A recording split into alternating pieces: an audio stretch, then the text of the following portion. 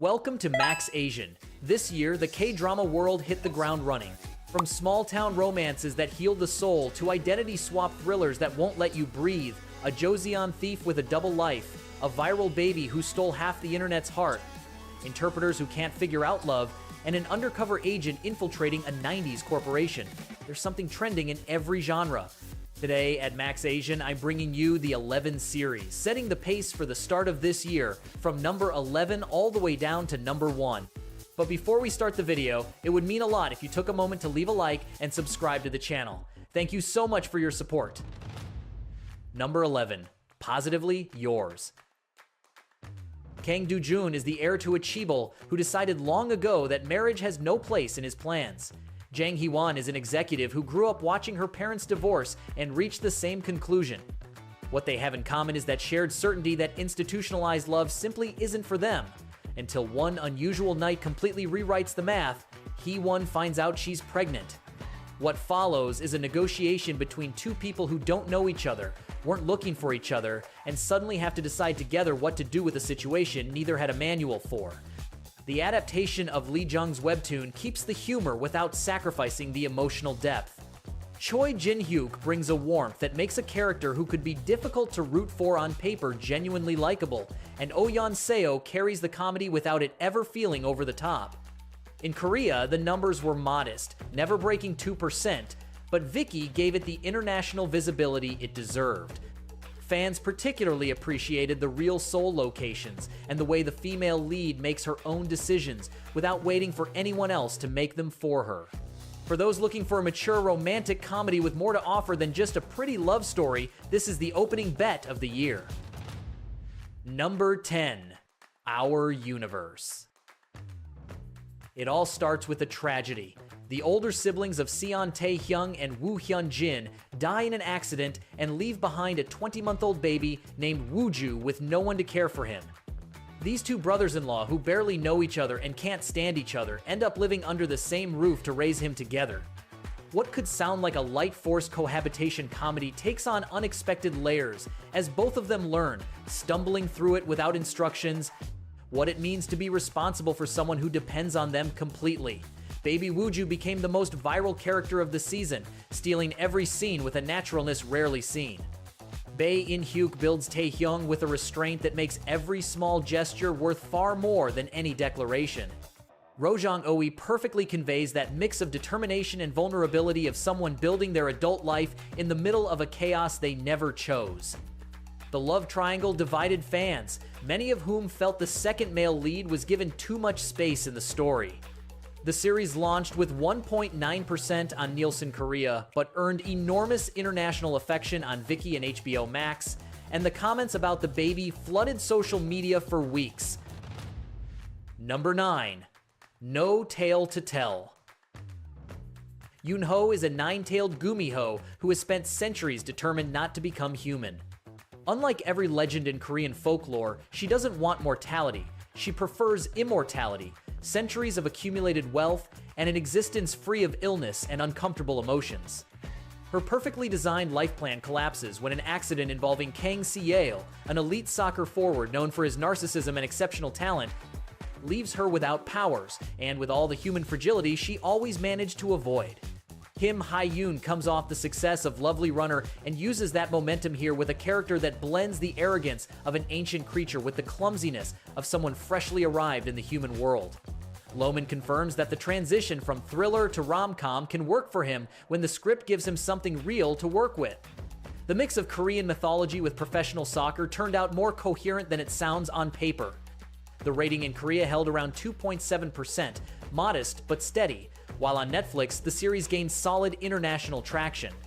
Some pointed out that the storyline scatters in the middle episodes, but the moments between the leads kept the audience invested all the way to the end.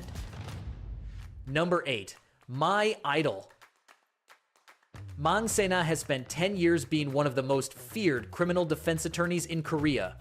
What nobody knows about her is that she has also spent 10 years as an unconditional fan of the group Gold Boys, and in particular of Do Ra-ik, their lead vocalist. When Ra-ik becomes a suspect in a murder that shakes the entire entertainment industry, Sena has to choose between the reputation she spent a decade building and defending the person whose music has been with her through all of it. The series exposes the more complicated side of the idol world: internal pressures, manufactured scandals, and the complex relationship between artists and a fandom that can be protection or threat depending on the moment. Choi Soo-young builds Sena with a professional coldness that contrasts perfectly with the moments when the fan inside her slips through without warning. Kim Jae-young brings a genuine ambiguity that makes it impossible to know for several episodes whether Ra-ik is a victim or a perpetrator.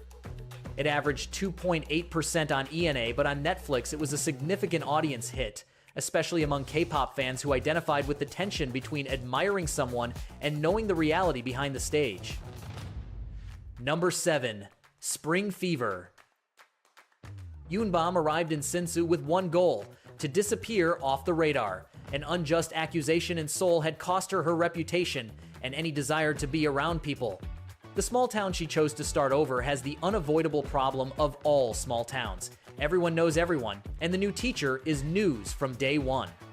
Seon Jae-gyu is the kind of man who looks like he was pulled straight from an archetype: big, rough on the surface, with the face of someone who doesn't hand out smiles easily. He's also the uncle of one of her students, and he has a heart that completely contradicts his exterior. The series is exactly what it promises: a healing romance in a quiet setting, with characters who reveal themselves layer by layer without any rush.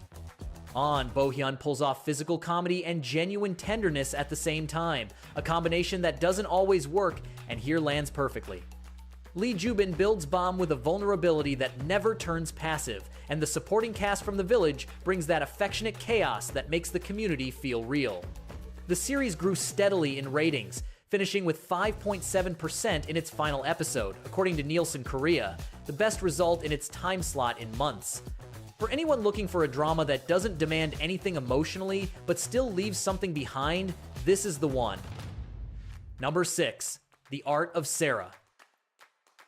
A woman's body turns up in a storm drain in an upscale district of Seoul. The bag she's carrying belongs to Sarah Kim, director of Boudoir, a luxury fashion brand.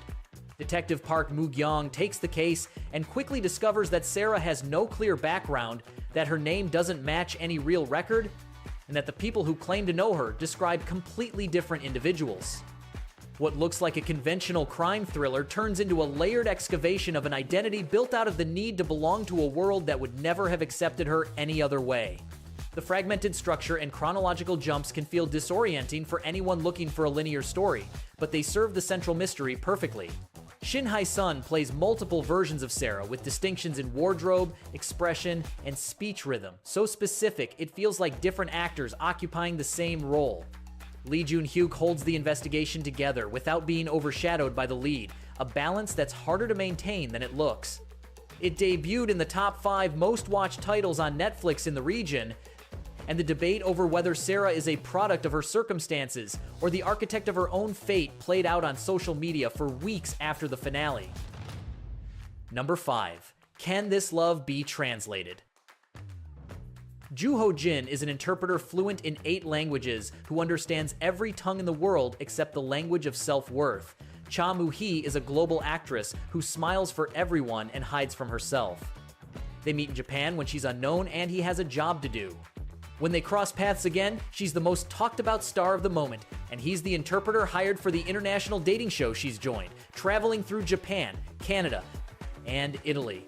The Hong sisters deliver their unmistakable signature here, characters with real trauma who communicate on different frequencies and slowly find each other. The result is a series that doesn't shout its emotions but builds them with patience. Kim Seon-ho in quiet, restrained mode is one of the best versions of Kim Seon-ho there is, and Go Yeon-jung holds together an emotionally complex character that could easily fall into cliché in the wrong hands. It became the second most watched non-English drama on Netflix just 3 days after its premiere, with over 4 million streams. Romantic lines from the show went viral on TikTok as video subtitles, and the debate over whether love can truly be translated kept going in international forums weeks after the finale. Number 4. Undercover, Miss Hong. Hong Kyumbo is 35 years old, a financial supervisory investigator, and has a reputation as the most relentless agent in all of Uedo. When suspicious movements are detected at Hanman Securities, she's assigned to go undercover as a 20-year-old junior employee fresh out of college. The aesthetic problem is obvious, and the series turns it into part of the comedy. The emotional problem arrives when she discovers that the firm's new president is Shin Jung-woo, the man with whom she had a history that never got resolved. Set in the Seoul of 1997, with all the period color and the Asian financial crisis looming on the horizon, the series blends situational comedy with financial thriller and a romance between exes who have nothing figured out. Park Shin-hye makes the double identity believable through comedic timing and sheer screen presence. Ko Kyung-pyo delivers a calculated coldness that cracks more convincingly with each episode. The series launched at 3.5% and climbed steadily, surpassing 10% in its final weeks and hitting 12% in episode 13, making it the most talked about weekend drama in Korea for consecutive weeks. The director is the same one behind Business Proposal, and it shows. Every episode ends with a hook that makes it nearly impossible not to start the next one. Number 3. To My Beloved Thief. Hong Eun-jo was born at the impossible crossroads of a noble father and an enslaved mother, and that double nature defines everything she does. By day, she works as a physician. By night, she takes on the identity of Hong Gildong and steals from corrupt officials to redistribute what she takes among those who need it most. Prince Yi-yeol has long been intrigued by the exploits of that mysterious vigilante thief, without knowing that the person he's looking for is about to appear before him in the most unexpected way possible.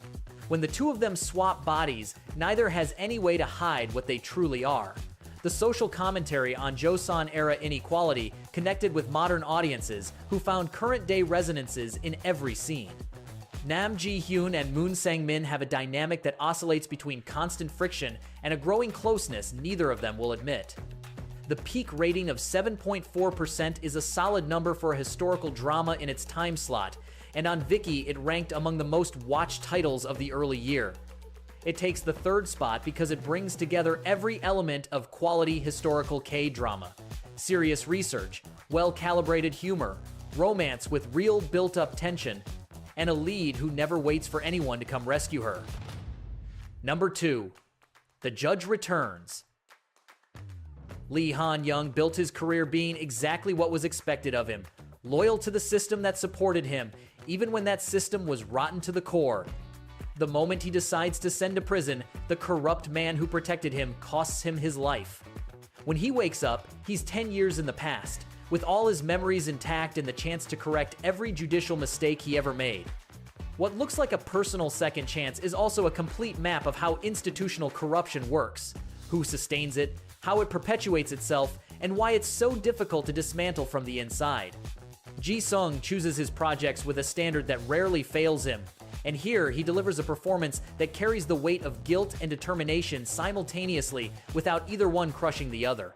Park Hee-soon builds the most charismatic villain of the season, someone who operates perfectly within the very system Han-young is trying to destroy.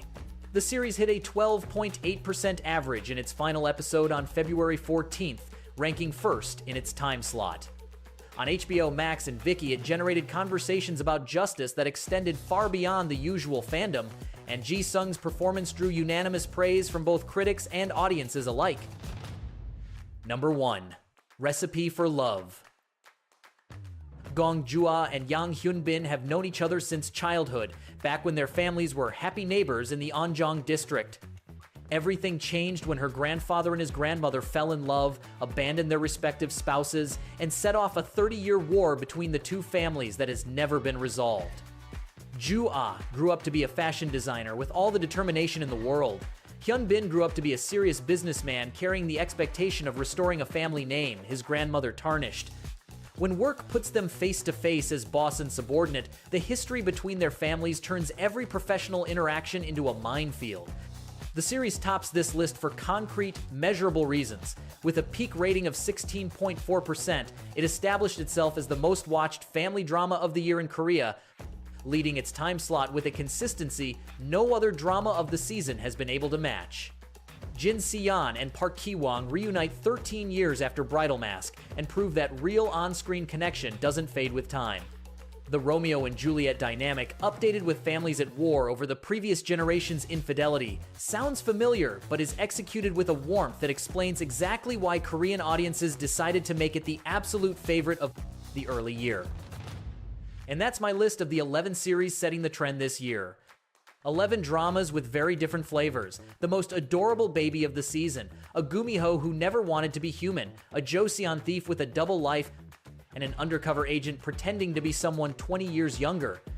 If you're already watching any of these, or if you have one on your radar that didn't make the cut, tell me in the comments which one is your current favorite. If you enjoyed this video, don't forget to leave your like, subscribe, and hit the bell so you never miss our next content. See you in the next video.